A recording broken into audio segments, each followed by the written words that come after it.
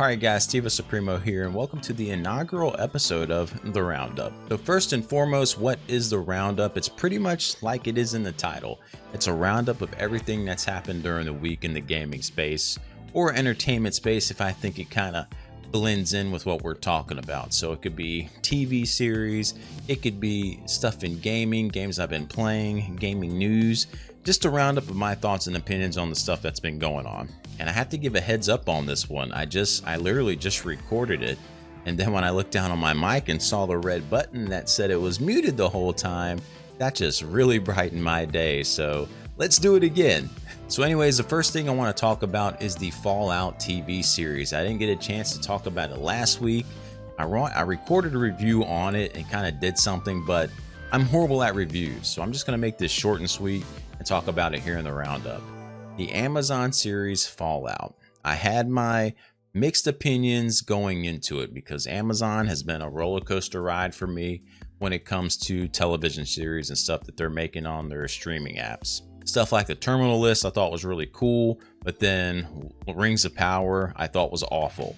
And then season 1 of Reacher was pretty cool, and then season 2 of Reacher was awful. So it's like, it's this up and down thing with me with them. So how are they going to handle a beloved video game IP that a lot of people care about? You know, there's people who, with some series, especially like you got your Diablo fans that are pretty hardcore. Fallout, Elder Scroll fans are right up there too. They are really hardcore about their games, the ones who are really into it. So with the lore and everything, you got some high demands you're going to be requiring from some people. So how did they do? Guys, I thought they knocked it out of the park. I thought the series was incredible.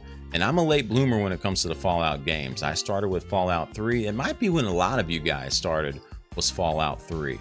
The point and click ones I did not play, but I loved 3, New Vegas, and 4. And I just thought the TV show did an incredible job nailing the atmosphere of what a Fallout universe would be like in the Wasteland.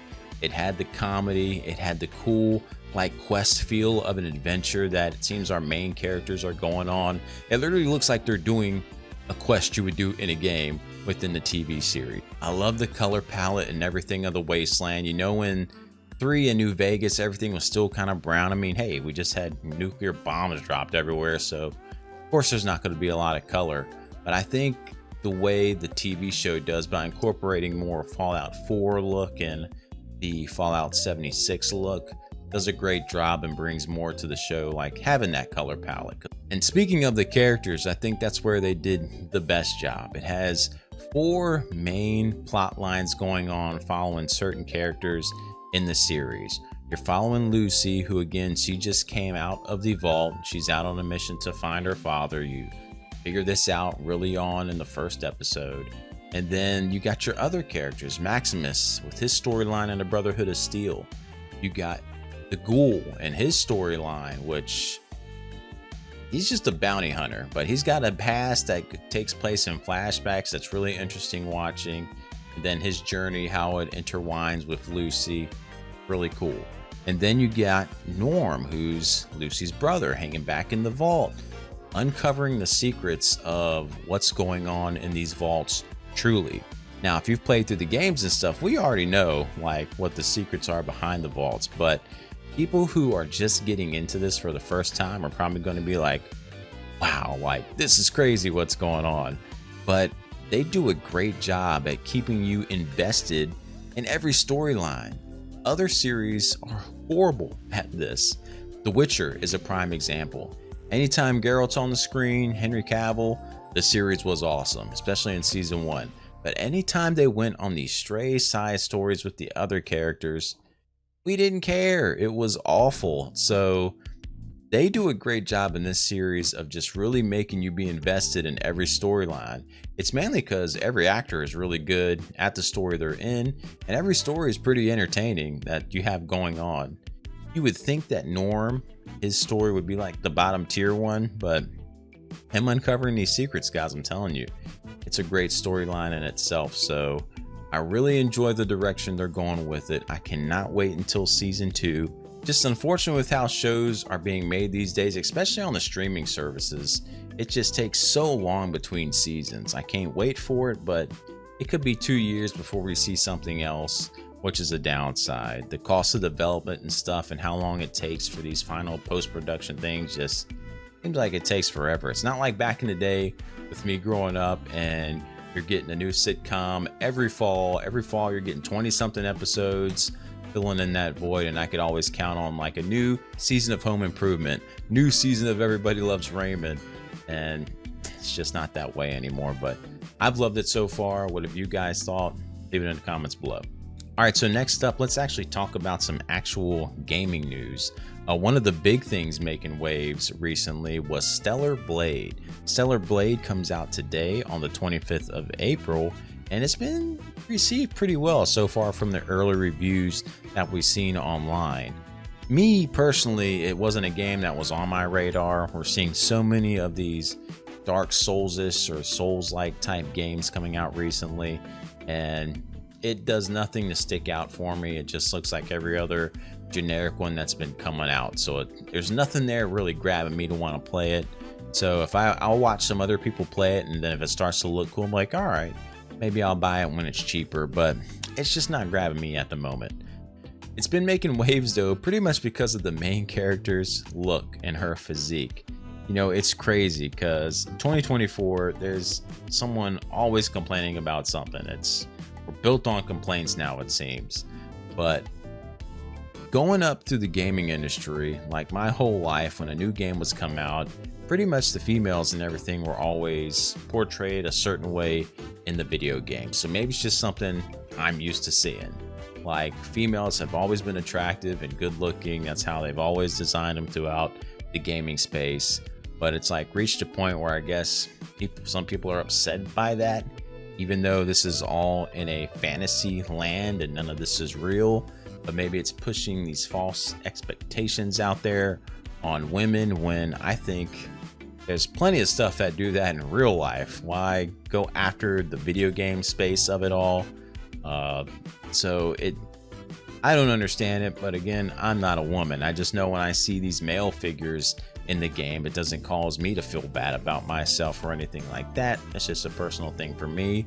If anything, if watching Marcus Phoenix and stuff and them within Gears of War or Master Chief and everyone, it makes me want to work out harder. It inspires me. It doesn't make me feel down about myself. But for some reason, the Stellar Blade main character has been making waves because of her physique, and it's crazy because I've seen like the still captures or the motion capture of the actress who's doing it, and it's her. Like, that's what she looks like. When I go to the gym, there's plenty of girls who look like that at the gym. So I don't think it's like this false expectation you put out there on people. But man, it's just more and more these days, things like that are getting attacked. And normally I'm not one who even really cares what someone looks like in the game. If you look at my Fallout 76 person, I made him look as ugly as he can be. You know, a lot of people go on these character creators, they want to make these good looking, like maybe exaggerated representations of themselves, put bigger muscles on themselves or stuff and make it look like them. Not me. I put that guy in there. I was like, this is a Fallout wasteland, a nuclear wasteland. Like, he's gonna have all these swords and stuff on his face. He's gonna be bald and shaggy looking. Like, that's the kind of stuff I do when I make characters. I have a good time and have fun. And I think that's what developers try to do when they create these games, is have fun designing a main character and a lead they think could fit well in the universe or sell well. But we gotta complain about it. So what do you guys think of the Stellar Blade physique controversy? Let me know in the comments below. So with those quick topics out the way, let's get into some stuff that I've been playing this week, and you guys can let me know what you've been playing as well in the comments down below. But so far this week, this is what we've been diving into. So I shared with you guys at the beginning of the year my gaming goals for the year, and one of them was to finally beat this game, and that is Dragon Quest VII Fragments of the Forgotten Past. It's a game I started when it released. Man, how many? 7 years ago now, I think. I can't remember when it came out. But it's one I put a lot of time into, then put it down. I was like, I gotta come back to it and finish it because I love Dragon Quest. This one is one of the more complicated ones because of the traveling of going to the past and back to the present, back to the past, and kind of getting confused on how you should be traversing the world and stuff like that. You eventually start getting used to it. But when you put it down for a couple of years, try to come back, it's a little bit more difficult to pick up where you left off. But I've been putting a lot of time into it. I think I got about 60 hours into it now, and I think I'm getting close to the end. I'm within that 10 to 15 hour range of beating it, and we'll see. But I've been enjoying it still. Like, I love Dragon Quest, the traditional JRPG combat style in it, and it's been a blast. All the different jobs and stuff you can get in it, leveling up your character's vocations. It's a cool take on Dragon Quest, and I'm looking forward to finish it so I can give you guys a thorough discussion about it when I'm done with it. So we've been putting a lot of time into that one. Another game I've been dabbling into a lot the past week or two has been Vampire Survivors. Yes, I got an episode coming out where I want to talk about games that I revisit a lot and go back to playing too often. And spoiler alert, Vampire Survivors is on that list. It's just a game I could always boot up and go back to. Seems to always be a new unlock or achievement to get in it, and I'm obsessed with getting all the unlocks in it. So I've been working on that and unlocking all the hidden characters. And there's even new content coming out again. It seems like they're constantly giving us new content in that game, and sometimes, a lot of times, it's been for free. But even when it's not, the add-ons only cost like $1. The game is cheap. The additional content is super cheap for it, and it's kind of theme based. The one before this was an Among Us type of theme DLC, and then the next one I think is like a Contra style one. So I'm looking forward to all the new weapons and stuff coming to it in May. So Vampire Survivors is another game I've been putting some time into. So one of the other games I've been diving back into is Fallout 76. It's a game they're giving away for free right now on Twitch if you're an Amazon Prime member, or maybe there's other ways if you just are a Prime member. I've had the game for years, since it came out. At first it was on the Bethesda launcher because I think that was the only way you could get it. And then I got it on Steam, so I've had it. And I'm starting to get back into it and put time into it. And you know, for a game that was so scrutinized when it first came out, it's just way miles better. If you still have the thought in you from Angry Joe's and other reviews from when it first came out, it is not the same game. I've been having a blast with that. Me and my buddy plan on playing some co-op today, on Friday today, playing through some, and I can't wait because I love looters. It's all about getting loot and everything. You know, I'm still kind of confused on how the end game works. I don't really know like what the point of the end game is, but I'm sure I'll learn, and I've been having a blast with it.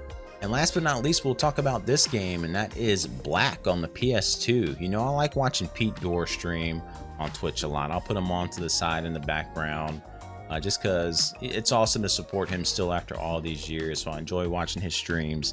And he's been playing through Max Payne on the PS2, and it made me want to boot up my PS2. But seeing how awful Max Payne ran on that system, it's like, you know what? I've been always wanting to play through Black. And at the time, this was pretty acclaimed for having the concept of your bullets ricocheting off of stuff.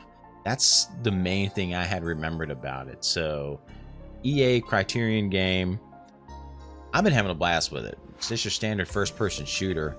A little bit more difficult though, going back to playing on a controller and doing a FPS on PS2.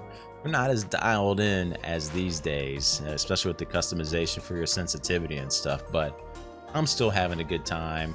It's one of those nice short games you can complete really quick. I think I'm already about halfway through after one sitting.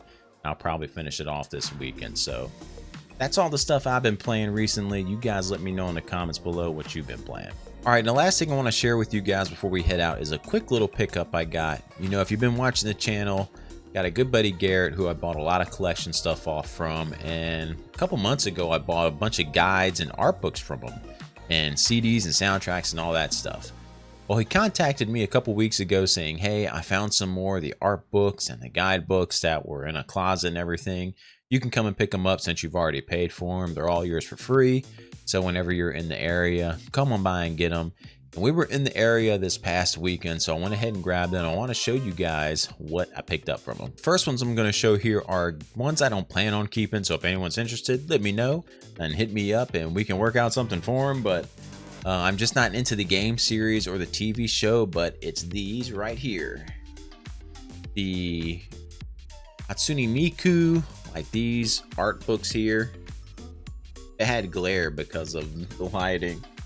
And then a series that I have not tried watching yet. I hear a lot of praise about it, but there's several art books in here for it, and that is the Evangelion series. So we got one here.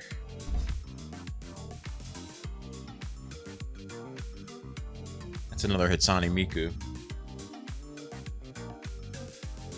That one, and sorry, you can't hear me with the mic if I'm way back here, so I'm just going to show these things.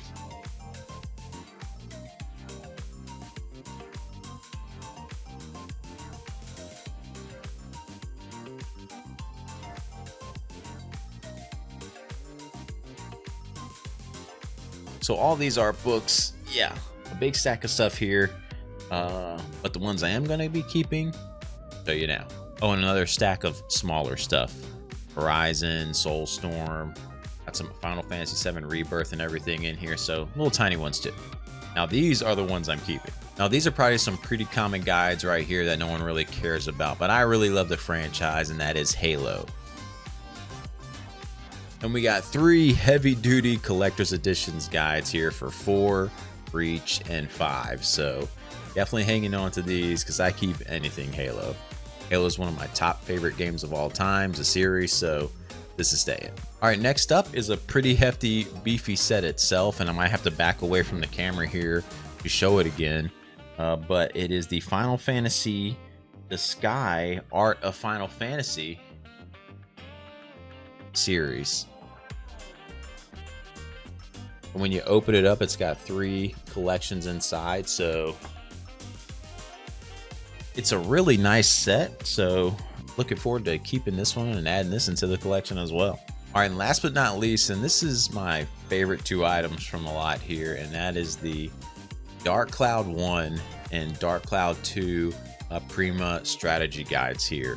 A game series that I still need to get into to play. I started diving into Dark Cloud 2 a couple of years back when they released it digitally on PSN, and I had a good time with it until it started to get into that building kind of aspect of it. So I'm glad I have this guide now here to help me with that, but definitely want to play Dark Cloud as well.